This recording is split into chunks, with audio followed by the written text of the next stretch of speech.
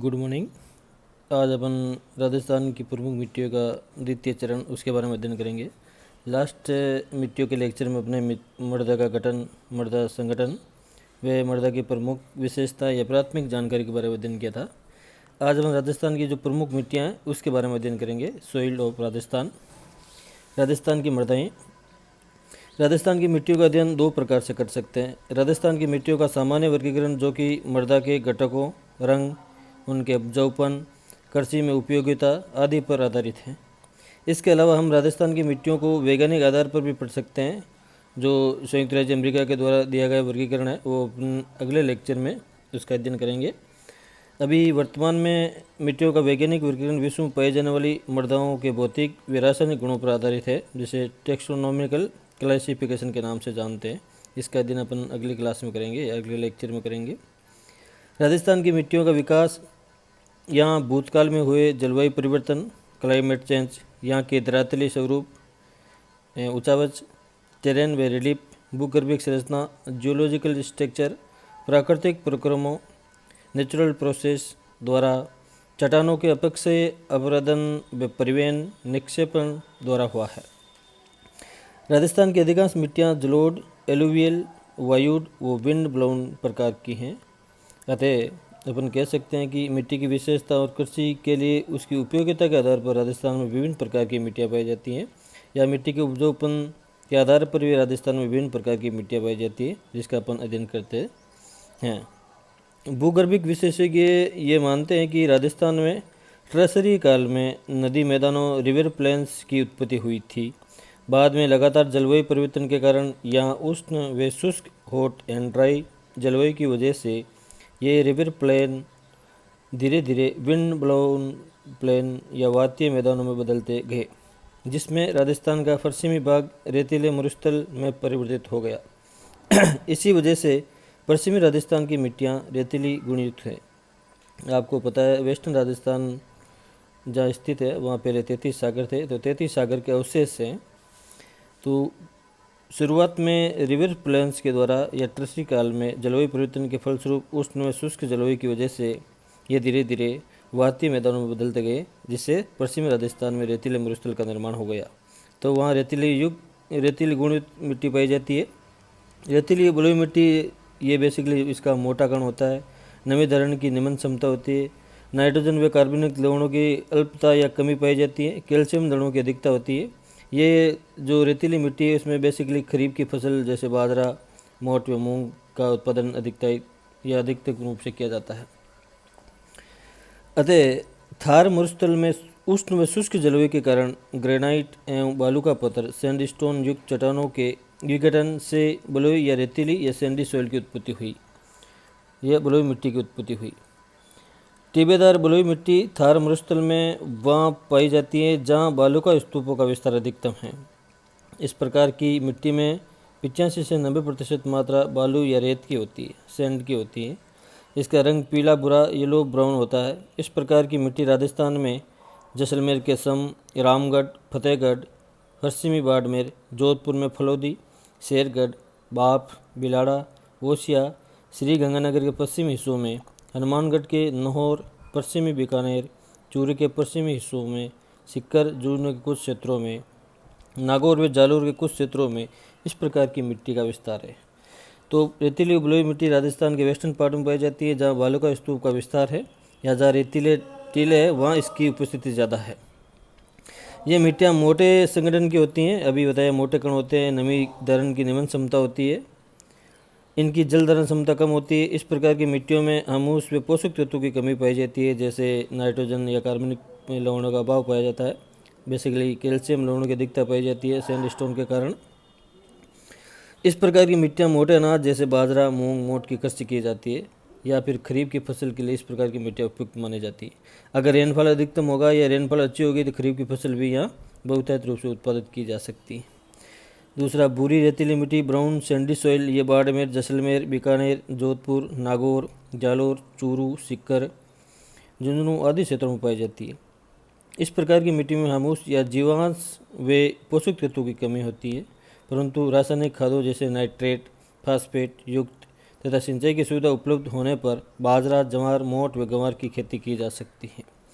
अतः खाद या फिर नाइट्रेट या फास्फेट युक्त रासायनिक खादों का छिड़काव करके या सिंचाई की सुविधा उपलब्ध करा के यहाँ मिट्टी को उपजाऊ बनाया जा सकता है, जिससे खरीफ की फसल को अधिक उत्पादित किया जा सकता है। तीसरी प्रकार की मिट्टी राजस्थान की एलुवियल मिट्टी या इसको जलोढ़ मिट्टी के नाम से जानते हैं, कचारी मिट्टी के नाम से भी जाना जाता है, कांप मिट्टी के नाम से भी जानता है। इसका निर्माण नदियों द्वारा चट्टानों के अपरदन, इरोजन व निर्मित तलछट के निक्षेप द्वारा होता है, जिससे उपजाऊ नदी मैदानों का निर्माण होता है। इस मिट्टी में नाइट्रोजन व नमी प्राप्त होती है, परंतु कैल्शियम, फास्फोरस व अमूस जीवाश्म की कमी होती है। यह मिट्टी बनास, बाणगंगा, उत्तरी चंबल नदी बेसिन क्षेत्रों में विस्तृत है, अर्थात मुख्यतः पूर्वी राजस्थान में इस प्रकार की मिट्टी नदियों द्वारा निर्मित मैदानों में पाई जाती है। इसी प्रकार से भरतपुर, धौलपुर, अलवर, जयपुर, दौसा, अजमेर, टोंक, कोटा, सवाई माधोपुर, करौली, भीलवाड़ा, चित्तौड़गढ़, बूंदी आदि जिलों में इस प्रकार की मिट्टी का विस्तार पाया जाता है। इस मिट्टी का गठन या टेक्सचर क्ले या लोमी मिट्टियार दोमट प्रकार का होता है। ये मिट्टी कृषि की दृष्टि से अत्यंत उपजाऊ होती है। इसमें गेहूँ, मूंग, जौ, ज्वार, सरसों, दालों व अन्य तिलहनी फसलों का उत्पादन अच्छी मात्रा में होता है। ये एलुवियल मिट्टी या जलोढ़ मिट्टी या कचारी मिट्टी बेसिकली राजस्थान के पूर्व मैदानी क्षेत्रों में पाई जाती है। यहाँ जहाँ नदी घाटियाँ हैं या जहाँ जहाँ रिवर्स गुजरती है, तो रिवर्स के आसपास के किनारों पर या उसके कोस्टल के आसपास इस प्रकार की मिट्टी बहुतायत रूप से पाई जाती है। अतः जलोढ़ मिट्टी उपजाऊ मिट्टी है। विभिन्न प्रकार की इसमें फसलों का उत्पादन किया जा सकता है, खरीफ की फसल, रबी की फसल और जायद की फसल, और ये राजस्थान की सर्वाधिक उपजाऊ मिट्टी में शामिल की जाती है। भूरी, मटियार, दोमट, ब्राउन, क्ले, लोमी, इसमें रेत के कणों की मात्रा जलोढ़ मिट्टी या एलुवियल सॉइल के से कुछ अधिक होती है। ये मिट्टी राजस्थान और गगन नदी के मैदान में पाई जाती है। ये मिट्टी हनुमानगढ़, गंगानगर, केसरूदगढ़, अनूपगढ़ व बीकानेर के उत्तर पश्चिमी भागों में पाई जाती है। गगन नदी के बाढ़कृत मैदान, जिसे स्थानीय भाषा में नाली कहते हैं, में अधिक उपजाऊ है तथा इसका गठन अच्छा है। ये बेसिक राजस्थान के उत्तर पश्चिम भाग में हनुमानगढ़ या गगन नदी के मैदानी क्षेत्र में पाई जाती है। यह गगन नदी के पाट के आसपास इस प्रकार की मिट्टी पाई जाती है, जिसकी जल धारण क्षमता जलोढ़ मिट्टी से कम है। तीसरा, पहाड़ी मिट्टी। पहाड़ी मिट्टी राजस्थान में अरावली पर्वत श्रृंखला के ढालों, दक्षिण व दक्षिण पूर्वी राजस्थान के पहाड़ी क्षेत्रों के ढालों में पाई जाती है। इस प्रकार की मिट्टी की गहराई अधिक नहीं होती है। ये मिट्टी सिरोही, पाली के कुछ क्षेत्रों, राजसमंद के भीम, देवगढ़, कुमलगढ़, आमेट, अलवर, जयपुर, अजमेर जिलों के पहाड़ी क्षेत्रों, चित्तौड़गढ़, डूंगरपुर, कोटा, झालावाड़, भीलवाड़ा, बूंदी, करौली, सवाई माधोपुर के पहाड़ी क्षेत्रों में ये मिट्टी पाई जाती है। अर्थात अपन कह सकते हैं कि अरावली पर्वत श्रृंखला के आसपास अरावली के पर्वतीय भागों में इस प्रकार की मिट्टी, पहाड़ी मिट्टी पाई जाती है। पहाड़ी मिट्टी की गहराई कम होने के कारण ये खेती के लिए अनुपयुक्त मानी जाती है तथा इसका उपजाऊपन अधिकतम नहीं होने के कारण ये अनुपयुक्त मिट्टी है। यहाँ बेसिकली मक्का की कृषि की जाती है, तो मक्का की कृषि के लिए ये उपयुक्त मानी गई है। अगला, लवणीय मिट्टी, सलाइन सॉइल, सोडिक सॉइल या एल्कलाइल सॉइल, दोनों ही प्रकार की मिट्टियों का पीएच क्षारीय बेसिक है। जहाँ लवणीय मिट्टियों का पीएच 7 से 8.5 के बीच होता है, वहीं क्षारीय या सोडिक सॉइल का पीएच 8.5 से अधिक होता है। लवणीय तथा क्षारीय मिट्टियों का विकास शुष्क व अर्धशुष्क, एरिड व सेमी एरिड जलवायु प्रदेश में या वेस्टर्न राजस्थान में अधिकांश हुआ है तथा ऐसे क्षेत्र जहाँ जल निकासी की परिपूर्ण व्यवस्था नहीं होती है, वहाँ ऐसी मिट्टियाँ पाई जाती हैं।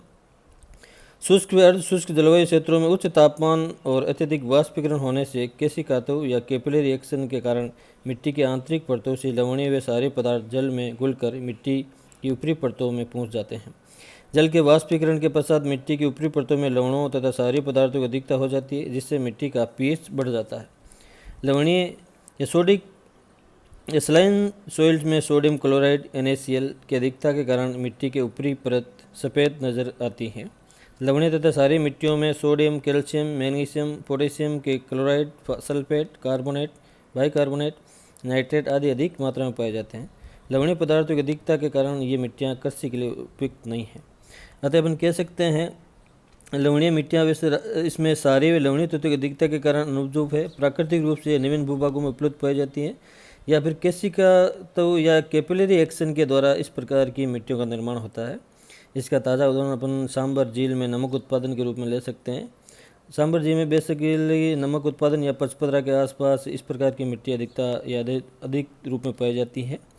ये श्री गंगानगर, बीकानेर, बाड़मेर और जालौर जिलों में भी अधिक रूप में पाई जाती हैं। अतः अपन कह सकते हैं कि जो लवणीय मिट्टियाँ या फिर क्षारीय मिट्टियाँ हैं, उसकी पीएच के आधार पर अपन ये पता लगा सकते हैं कि मिट्टी का पीएच कितना है, ये उपजाऊ है या न उपजाऊ है। इस आधार पर हम कह सकते हैं कि शुष्क व अर्धशुष्क प्रदेशों में लवणीय मिट्टियाँ या क्षारीय मिट्टियाँ अधिक रूप में पाई जाती हैं। उस पाए जाने का कारण उच्च तापमान व अत्यधिक वाष्पीकरण होना। इसी कारण इस प्रकार की मिट्टियों में पोषक तत्वों का अभाव पाया जाता है, जो फसल उत्पादन के लिए अनुपयुक्त माना गया है। अतः अपन कह सकते हैं कि राजस्थान में विभिन्न प्रकार की मिट्टियाँ पाई जाती है, जैसे रेतीली बलुई मिट्टी, लाल दोमट मिट्टी, काली मिट्टी। काली मिट्टी राजस्थान के राज्य के दक्षिण पूर्वी भाग में हाड़ौती पठार में पाई जाती है। काली मिट्टी की प्रमुख विशेषता इसमें बारीक कण होते हैं, नमी धारण की उच्च क्षमता होती है। ये कोटा, बूंदी, बारा, झालावाड़ जिलों में बहुतायत रूप से पाई जाती है। इसमें बेसिकली फास्फेट, नाइट्रोजन और जैविक पदार्थों की अल्पता होती है, लेकिन कैल्शियम व पोटास की प्राप्तता होती है। कपासी व नकदी फसलों के लिए हेतु उपयुक्त है। काली मिट्टी का निर्माण लावा से निर्मित हुआ है। इसे लावा निर्मित मिट्टी के नाम से जाना जाता है। यह हाड़ौती की प्रमुख मिट्टी है। यहाँ कपास की कृषि मुख्य रूप से की जाती है। इसे कपासी मिट्टी के नाम से भी जाना जाता है। थैंक्स।